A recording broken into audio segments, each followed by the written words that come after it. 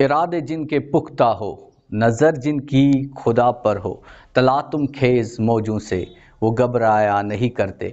मैं इम्तियाज़ हुसैन और आज हम बात करेंगे चैप्टर मैग्नेटिज्म की। ठीक है, देखेंगे इस मैग्नेटिज्म में कौन से क्वेश्चन, कौन से टॉपिक इंपॉर्टेंट है जो कि पेपर में आ सकते हैं। ठीक है, तो जो ही आप इस चैप्टर को पढ़ने जाओगे तो पहला क्वेश्चन जो होगा that is Biot Savart's law और इसकी एप्लीकेशंस। तो ये पहला टॉपिक आप पढ़ोगे, Biot Savart's law. Biot Savart's law में क्या होता है कि आपको मैग्नेटिक फील्ड कैलकुलेट करना पड़ता है और इसकी एप्लीकेशन, जैसे एक एप्लीकेशन होती है कि एक सर्कुलर कॉइल है, उसके सेंटर पे कितना मैग्नेटिक फील्ड होता है वो आप करोगे। ठीक है, सेकंड क्वेश्चन जो इसमें होगा वो होगा एम्पियर सर्किटल लॉ।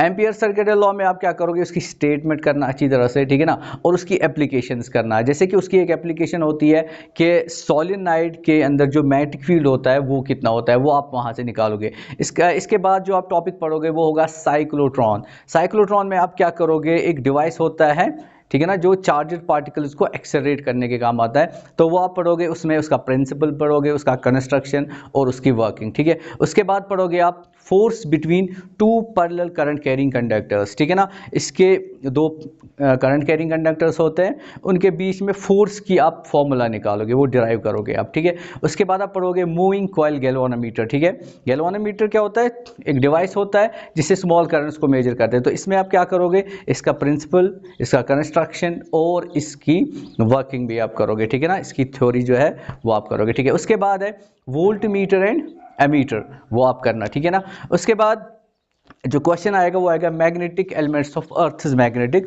फील्ड, तो ये आप करना।